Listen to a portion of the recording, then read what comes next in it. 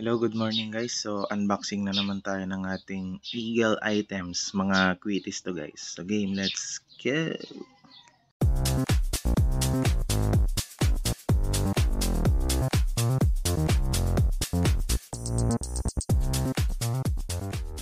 So guys, ito na pala yung mga new items natin. So, ito is yung Eye of the Eagle. Ito. Then, ito naman yung wings. Wings of the Eagle. Ito yung mga bagong gawa. Nagbago na ata sila nung bongbong, sabi sa akin nung mismong maker. So, konting trivia lang yung pala, itong si Eagle Fireworks po pala, si tatay, is that siya din po yung maker nung Eagle, yung Wings of the Eagle na jug fireworks. So siya rin po yung maker nun. Itong naka-stack sa akin. Wait lang guys, buksan natin. Yan. So ito. So pinakiusap sa akin ni tatay na kung maaari is i-testing ko daw ito every year, kasi itong quitties pala na to is last na gawa niya is 2015. So ito nabili ko around 2016, ganun, mga 2016. So ito na daw yung last na gawa ni tatay. So sa pinakiusap niya sa akin na mag-testing daw ako every year. Tapos itong Eagle item pala na to guys, pag may ganito kayo, yung mga rare, ito yung mga luma, sabi ni tatay is magbibigay daw siya ng regalo. Ako kasi nabigyan niya na ako ng regalo na Eye of the Eagle.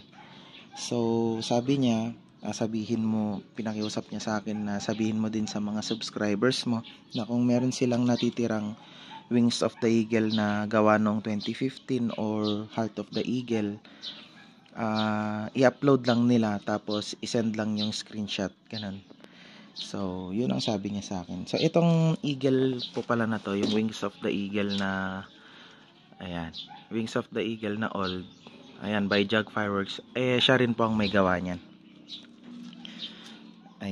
So 2015 pa po yung last na gawa nito. So pinakiusap niya sa akin na sabi niya i-vlog ko daw every year. So ilan pa ba to? 2 4 6 8 pa to. 8. So every year. So this year nakapag-testing na ako ng isa. So next salubong, magbi-video ulit ako ng isa. Tapos i-upload ko ulit. Sabi niya kasi titignan niya papakita niya kung hanggang kailan ba talaga tatagal yung pulbura ng Eagle Fireworks. Yung mga Eagle items. So ito is, sabi niya ipupunta ko daw ulit sa gawaan kasi tatalian niya daw po ulit. Kasi nakita niya na DIY ko lang yung tali. So sa mga may Eagle items dyan guys, nakagaya nito, pwede nyo akong i-reach out, screenshot nyo lang or picturean nyo. Magbibigay po si tatay, si maker po ng mismong Eagle, ng free na Eye of the Eagle. So ayan, sa game, punta na tayo sa ating unboxing. Wait lang guys.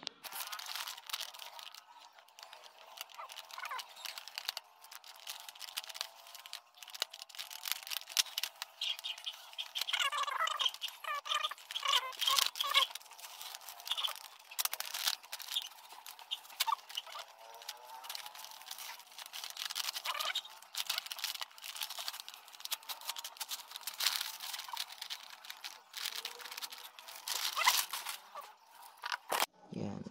Ito yung ating Wings of the Eagle. Yan. So, ililipat po natin siya dito. Kasi ito, 50 pieces na lang naman. So, ito na lang yung babalutin natin. Yung konde. Ayan. So, unbox naman natin yung eye. Let's go!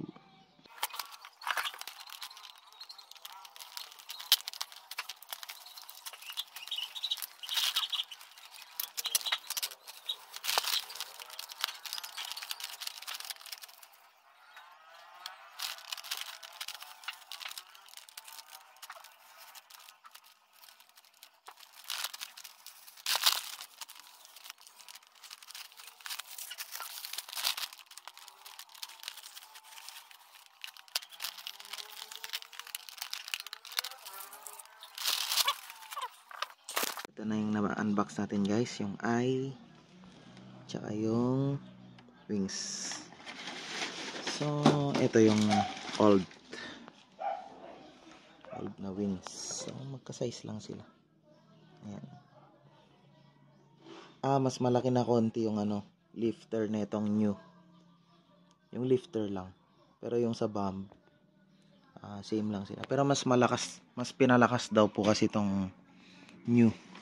Ito, mas pinalakas to kaysa dito.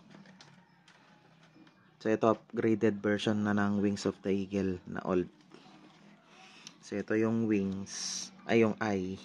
So, kung mapapansin nyo, wala siyang etiketa, Itong mga big quitis po kasi ng Eagle, sabi sa akin ni tatay is, customize yung pagawa siya, yung pasadya, ganun. Pre-order kung tawagin. So, hindi siya talaga yung ino-open na binebenta. So, kung gusto nyo magpagawa, sasadyain nyo talaga or sa mga store ng Bukawi, ganon. Tanungin nyo doon kasi sila yung nagpapasadya, yung mga store sa Bukawi. Sila yung nagpapasadya na magpagawa nito kay Eagle Fireworks. So, meron pang binigay sa akin si tatay na pasobra pa. Binigyan niya ako ng heart. Yan. Heart. So, nakompleto ko na. Yan. Tapos, kuha tayo sa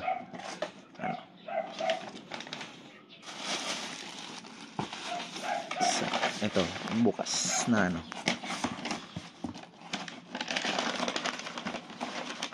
dito na lang. Yan, eaglet.